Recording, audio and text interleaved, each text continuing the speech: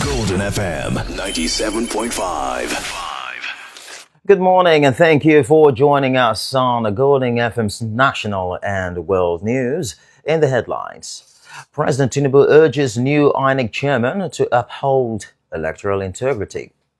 Reps urge federal government to check rising house rents nationwide. SDP expels former national chairman Gabam. Others. Stakeholders in Kolga quit PDP, declare support for Governor Diri. On the foreign scene, 4 dead as Israeli military strike Lebanon. Details coming up shortly. I am Moye Stiving. Now the details. The United Kingdom Supreme Court has ruled out that Process and Industrial Development Limited, P&ID, must pay the £43 million award in sterling, the same currency Nigeria used to settle its legal fees in the case. Delivering the judgment, the court said there was no reason for the costs to be awarded in any other currency, noting that English lawyers billed in sterling and Nigeria also made all payments in that currency. With the ruling, Nigeria retains its £44.2 million cost award, while P&ID is to pay the amount on the standard basis.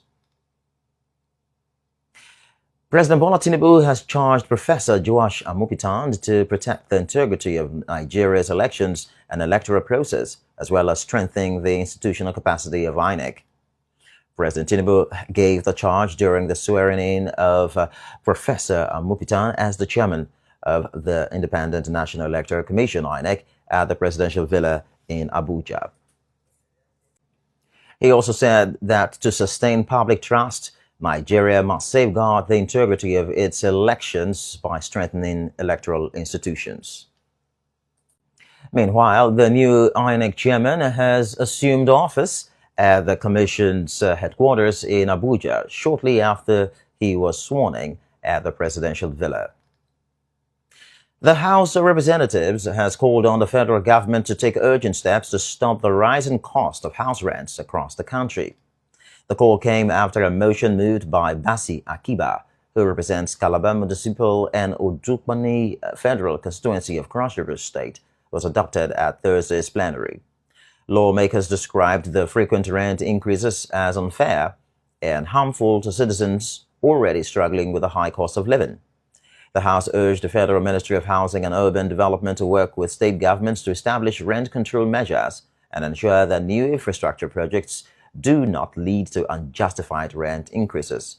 Lawmakers also recommended that any rent review should not exceed 20% of the current rate, while the government should intensify efforts to provide affordable housing to ease pressure on tenants. The Social Democratic Party, SDP, has expelled Alhaji Shehu Gabam, its former national chairman, and several senior officials over allegations of misconduct, financial mismanagement, and abuse of office. The decision followed a meeting of the party's National Working Committee in Abuja, which adopted the findings of its disciplinary committee and a white paper that reviewed the allegations against the affected members.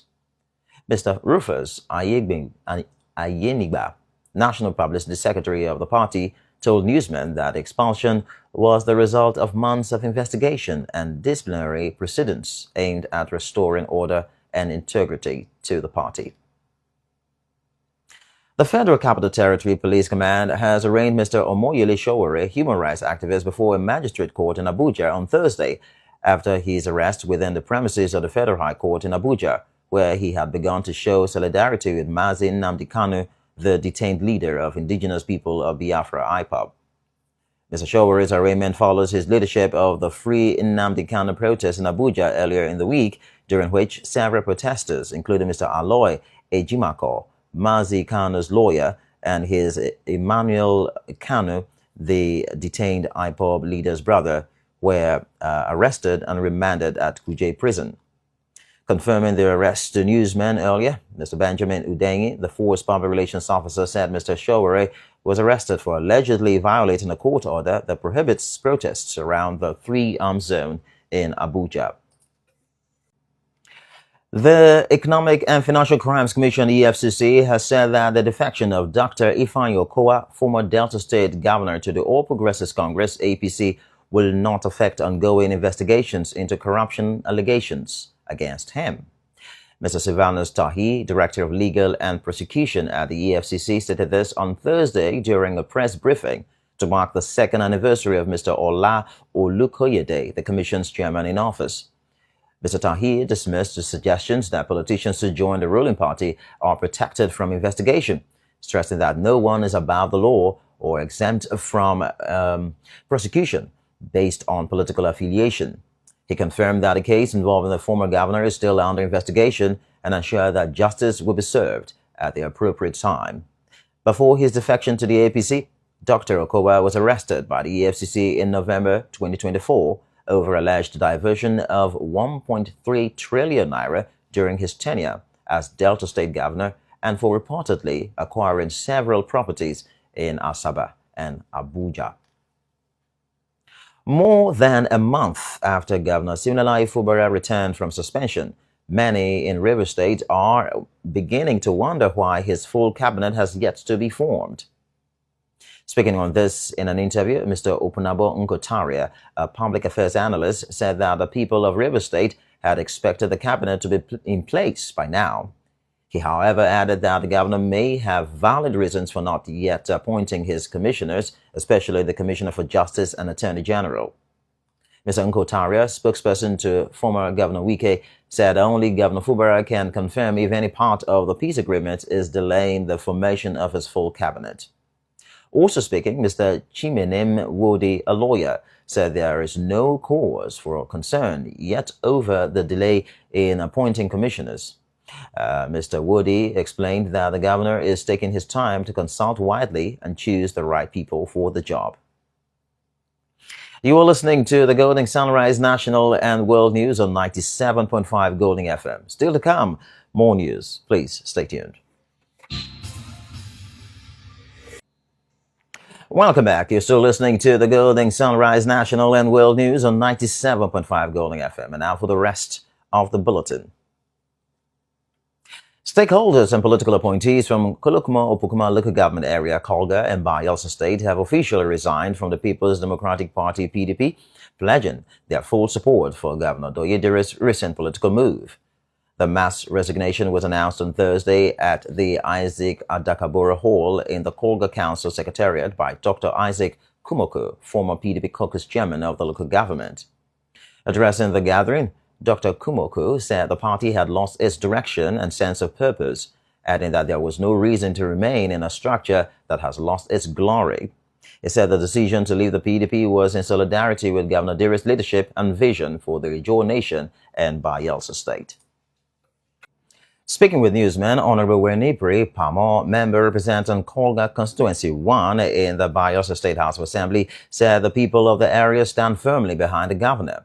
He maintained that the collective decision to follow the governor's political path was made in the interest of unity and development. Also, Honorable Isaac Tariye Lele, the chairman of Kolga, described Governor Dire as a visionary leader who has always acted for the progress of Bayelsa State. He noted that the governor's recent decision reflects his commitment to the people rather than personal gain.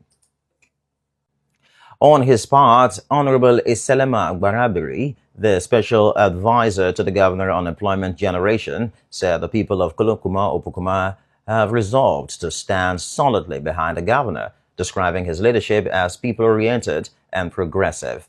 Similarly, Barrister Rhodesia White, the governor's special representative in Kolga, and Honorable Blesson Akpuluma said the mass resignation was a unified decision to follow the governor wherever he goes politically, and that wisdom is profitable to direct.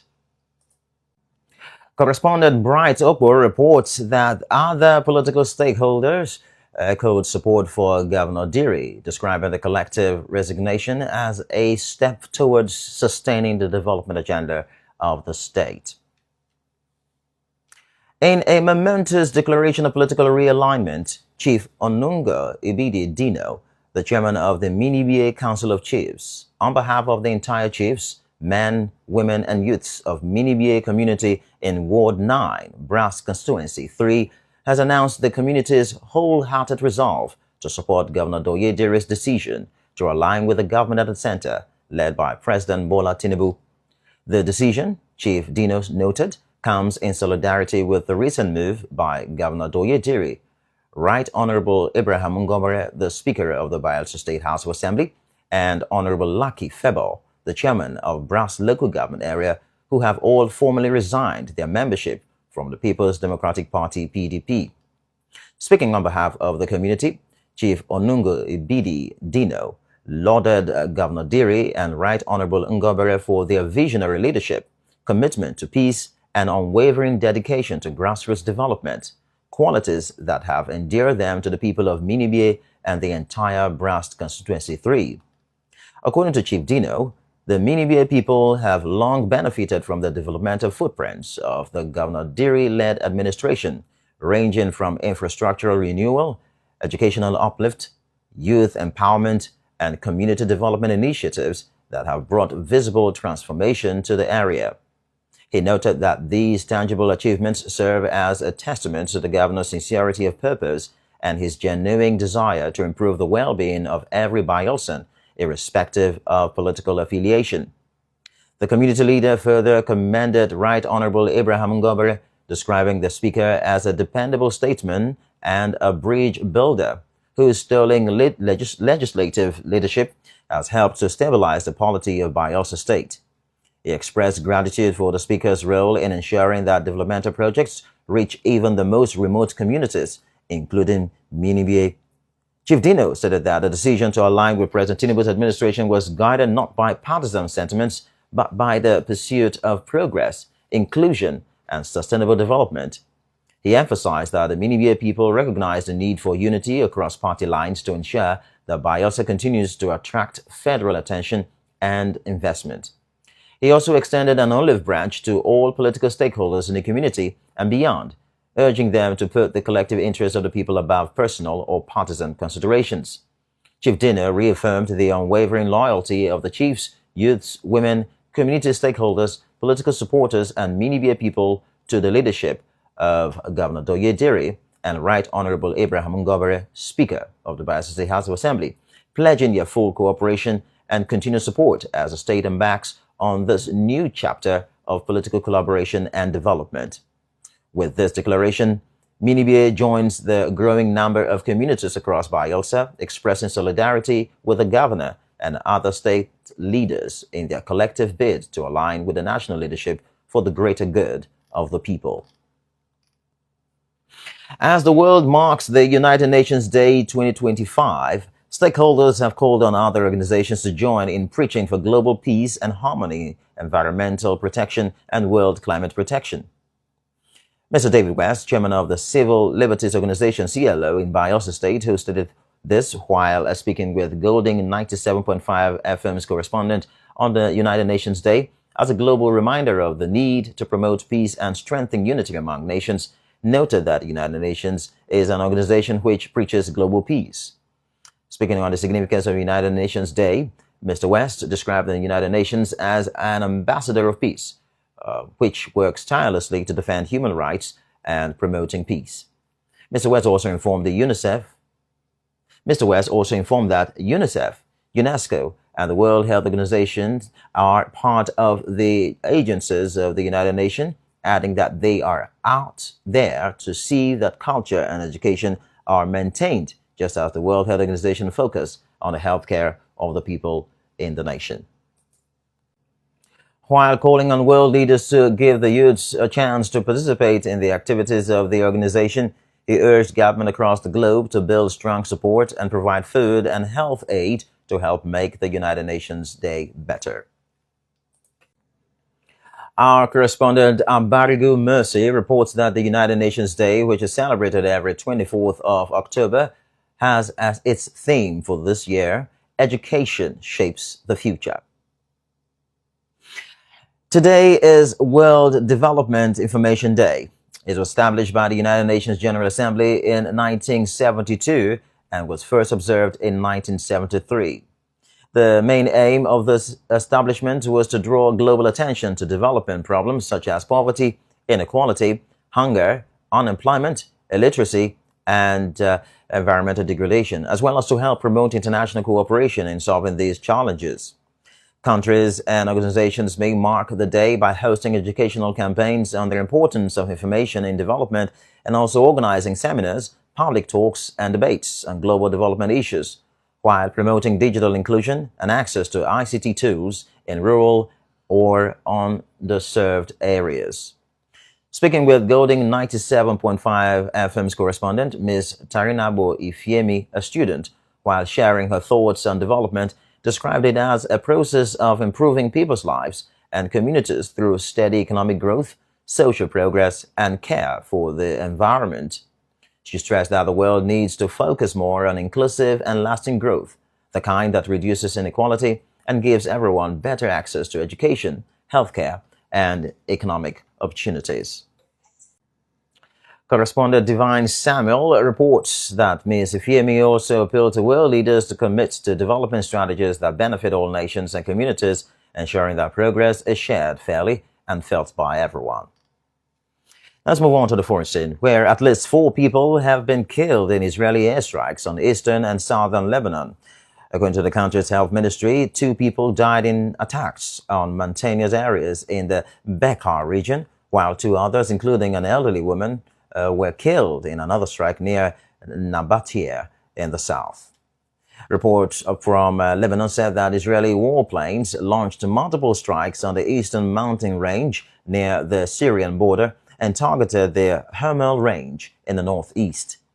The Israeli military confirmed the attacks, saying they struck Hezbollah targets, including a training camp, a missile production site, and a weapons storage facility.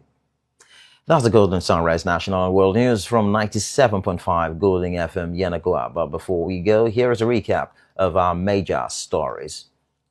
President Bola Tinubu has urged the new INEC chairman to uphold electoral integrity.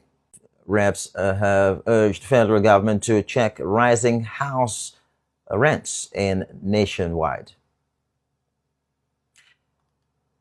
SDP has expelled former national chairman Alhaji Shehu Gaban and others. Stakeholders in Koga have quit the PDP and declare support for Governor Doye Diri. On the foreign scene, 4 people have been killed as Israel strike Lebanon. That was Sunrise News. For news stories, comments, and observations, please send us an email at goldingfmyenagua@gmail.com. You can also follow us on Facebook, Instagram, X, YouTube, and TikTok on 97.5 Golding FM Yenagoa. The news was edited by Judith Enake. I am Moye Steven. Good morning. Golden FM 97.5.